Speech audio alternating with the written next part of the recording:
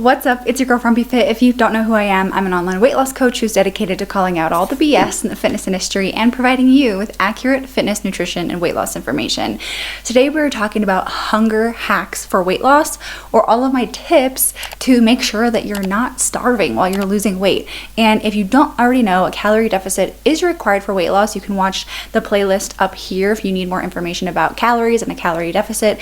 And when you're in a calorie deficit, it's very normal for you to feel more hungry than normal. So because of this, managing hunger is going to be really important for your success on your weight loss journey. All right, so I've got 5 hunger hack tips for you, and the first one is going to be eating a balanced meal. If you can make sure that you have certain components in every single one of your meals, you're way more likely to be satisfied from that meal on a physical level. Like, you'll feel more full and less hungry, and it'll likely take longer for you to get hungry later. That combination is protein, fiber, and fat. Now, all 3 of these things have different reasons why they're gonna make you satiated or satisfied. I have a couple of videos about protein where I talk about like all the benefits and how helpful protein can be on your weight loss journey, but I'll recap them really quick. So protein is the most satisfying of the 3 macronutrients: protein, carbs, and fat. One of the reasons why this is that protein has the highest thermal effect of food out of the 3 macronutrients. And I've talked about this in other videos before,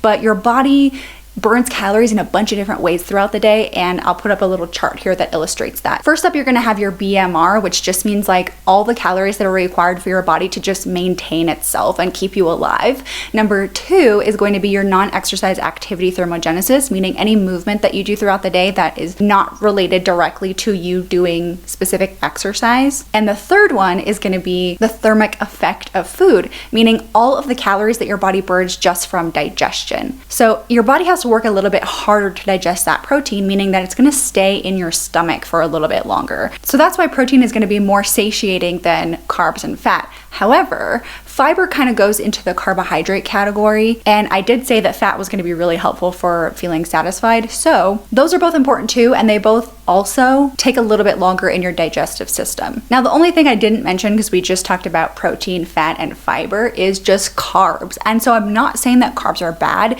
You should still be having carbs at every meal. In fact, 130 grams per day of carbs is generally the minimum recommended in order for you to feel the best and function the best. If you eat fewer than 130 grams of carbs, you may notice that you feel kind of brain foggy, like sluggish, fatigue, and things like that. So that's why this tip is to eat balanced, but it tends to be pretty easy to eat a lot of carbs, so that's why we want to emphasize the protein, fat, and fiber. And that brings us to the sponsor of today's video, Magic Spoon. Magic Spoon is an incredible option if you love cereal and want to make sure that your breakfasts are a little bit more balanced.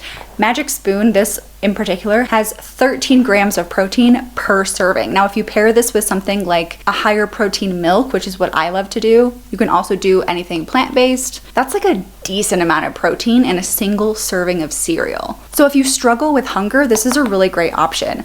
I don't necessarily struggle with hunger, and my primary goal is not weight loss right now, so that's potentially why. But I also just love Magic Spoon because of the protein factor, because anything that's gonna help me hit my protein goals is a great option in my opinion. Because like I mentioned, protein has so many benefits, weight loss or not, that it can be really helpful to get your protein intake up. And this is my all-time favorite flavor, Frosted. It literally tastes like marshmallows, and considering that it has 0 grams of sugar, 14 grams of protein, depending on which flavor you're having, and only 4 grams of net carbs, it really is too good to be true how delicious this cereal is. If you want to try out Magic Spoon for yourself, make sure you use the link in the description and this discount code to get $5 off your order of a variety pack. Thank you so much, Magic Spoon, for sponsoring this video. So hunger hack tip number 2 is to understand food volume. Okay, so we have something called calorie dense foods and nutrient dense foods. Calorie dense foods tend to be foods that are higher in calories but lower in food volume. So think like a smaller amount of food but more calories. A nutrient dense food tends to be less calories but for a higher volume of food. It also has more nutrients, hence nutrient dense. This isn't always the case though, because you think of something like a whole egg or the egg yolk or like an avocado, both of which are very nutrient dense but also have a little bit more calories. So It's all on a spectrum, but for the sake of this, we're gonna forget about the nutrients and we're just gonna talk about food volume. Now, when I was getting my degree in exercise science and kinesiology, my anatomy professor was one of those professors that just repeated the same thing over and over again throughout his lessons. He was on the older side and had been teaching for like a million years, so I don't necessarily blame him. But one of the things he would constantly repeat, especially when we were talking about like digestion and nutrition, was the fact that calories are not the only thing that matters. Food volume also matters. And you can probably understand this if you think about it for a second, because it's happened to you probably. Let's say you had like a junk food, calorie dense kind of food day, and you ate tons of calories, but not a high volume of food, and you were just never satisfied. You were just hungry the entire day. Or you have something that is pretty calorie dense and it's like you didn't even eat anything, you're still hungry. And this is because our body expects to consume a specific volume of food on a daily basis, according to my professor in college. But think about it. If you were to eat like a huge pile of food that was less calorie dense, you would probably feel more physically satisfied and also mentally satisfied because you got to chew a lot, you got to swallow a lot, you were eating longer, which also may help you get to the point where your body is giving you your hunger signal and you know that it's time to stop eating, because we know our hunger signals can be delayed. So it's easy to scarf down a bunch of food and not get that fullness cue quite yet. So a way to make sure that you're satisfied from your meals and that you don't get hungry immediately after that is to choose foods that are more nutrient dense or more voluminous. Voluminous? You know what I mean.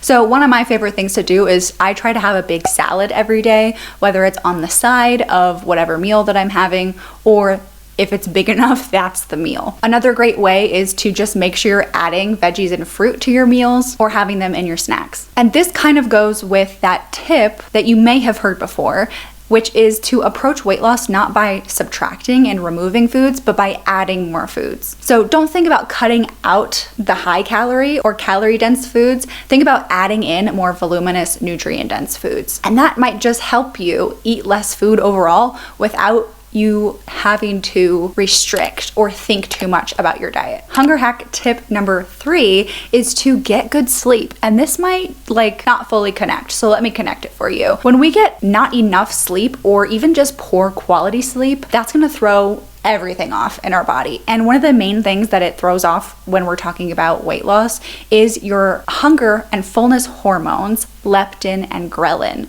Now, when these get thrown off, it's going to be much harder to listen to your hunger signals. And your body's probably going to tell you you're starving, you're craving everything, because those hormones are all thrown off. Now, while we're here, let's talk about eating before bed. You've probably heard that tip before, that you should stop eating at a certain time and not eat too close to bed because that food is going to get stored as fat. But I'm here to debunk that. Food that you eat before bed will not be automatically stored as fat because, like we mentioned before, there's so many different ways your body burns calories, and your BMR is one of them. BMR includes the time that you're sleeping. So it's not like you just stop burning calories while you're sleeping. Your body still has those energy needs. However, it may be beneficial for you when it comes to weight loss to not eat super close to when you're going to sleep, because sometimes, depending on the type of food you eat, the amount of food you eat, how close it was to your bedtime, if your body's having to focus on digestion when it should be fully resting and recovering, that may lead you to getting poor quality of sleep,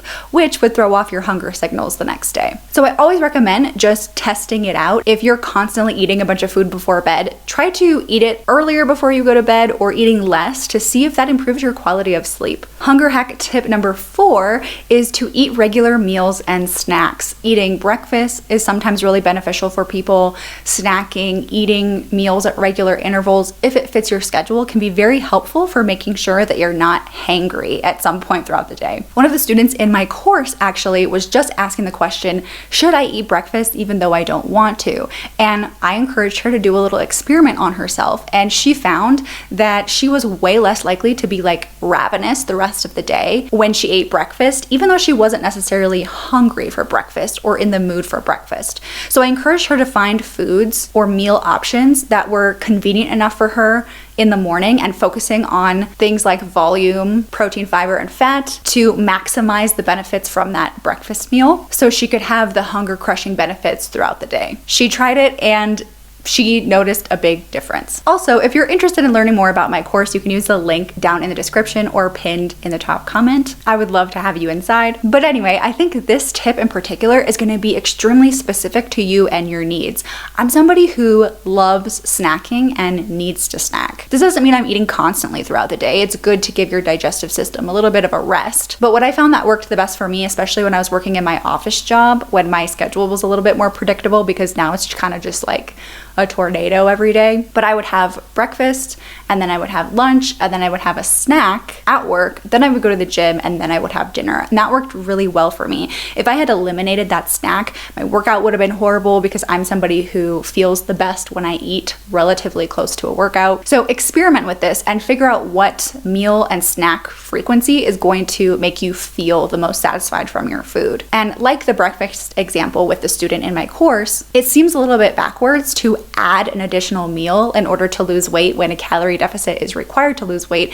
But again, if you are starving throughout the day, you're just more likely to eat like more calories later because you're so hungry. And I actually mentioned this as a tip in my eating out tips video that I posted last week. It's better to feed yourself throughout the day rather than saving your calories for that meal. Same is true for this tip here. And hunger hack tip number 5 is to develop awareness about your hunger. Where is it coming from and why? When is it happening? Awareness is a super valuable tool. And so I'm going to give you some prompts so that you can start thinking about this, either just in your head or even if you want to journal them out.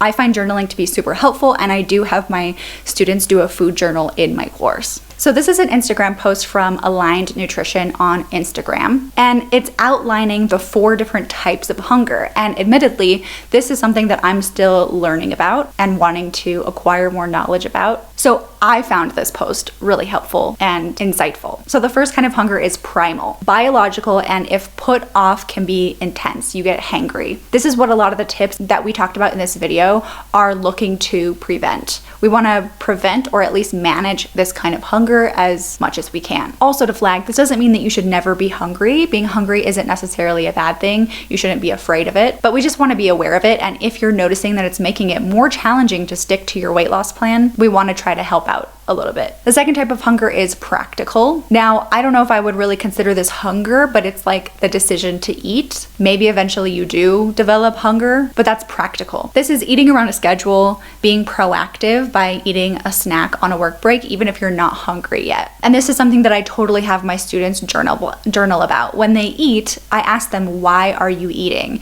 And this is potentially one of the reasons. A lot of times we don't have as much flexibility as we would want throughout the day, so it's important to note that this is happening. Again, just because awareness is extremely beneficial. The third type of hunger is taste. This means that you're not hungry, but you're wanting something. Like you saw an advertisement for fast food and now you want to go get that fast food, or you're having like a craving for something. Like the only reason you would be eating is because you want to taste it. And the fourth kind of hunger that this post is illustrating is emotional. Eating to meet an emotional need, whether it's effective or not. I also would like to add that I think that there are generally 2 categories of hunger, and that's physical hunger and more of like a mental, emotional kind of hunger. And so you've probably heard me say in this video the word satiated and the word satisfied. And the way that I distinguish these two in as simple of a way as possible is that being satiated is the physical sensation of satisfaction from your meal, the fullness cue that you get after a meal. But satisfaction would be the mental satisfaction that you get from a meal. And those 2 things don't always align. And I think this is what a lot of people will struggle with, is their body is physically telling them, hey, you're satisfied. But for whatever reason, our brain is not fully satisfied from that meal yet. Abby Sharp actually talked about this in her weight loss tips video that she did sort of recently, and I reacted to it. And we talked about this in a little bit more depth if you'd like to check that out. But I think that these 2 things can change over time. And that's what Abby said. And I noticed even myself in the past when I wasn't so aware of my food choices and my hunger, and I just was never paying attention to it, my mental satisfaction wouldn't come until I was like past the point of fullness. There was a point in time where I needed to be close to being uncomfortably full to feel satisfied from a meal. And now the second I get my fullness cue, I'm like, I'm good, mentally satisfied as well. And I can only attribute that to my commitment to mindful eating and developing that awareness that I'm talking about. So if you'd like to develop some awareness yourself, here are some things that you can think about or journal about. Now, a food journal is in my opinion, is not meant to keep track of calories or quantities. It's simply to notice patterns and habits that you have with eating. So you can ask yourself, why am I eating right now? Why did I choose to eat the specific food that I chose to eat? How am I feeling emotionally before I start eating? After you eat, how satisfied am I from that meal? Maybe physical and mental satisfaction. How do I feel physically overall? Do I feel uncomfortable? Do I feel bloated? Do I feel sick? Do I feel sluggish? Do I feel tired? And even just making a note of these things can help you realize some really important patterns and habits that you may not have ever noticed before. And I want to do a full video on mindful eating, but eventually the goal is to take those observations and turn them into active mindfulness. But again, I'll save that for my mindful eating video. All right, so those are my 5 tips. Let me know if you have any other tips that you like, that you've noticed have helped with your hunger. Let me know what you think about the tips that I've provided. And don't forget to like, comment, and subscribe to my YouTube channel. You can also follow me on TikTok and on Instagram. As usual, guys, your support means the absolute world to me, and I will see you in the next video. Bye.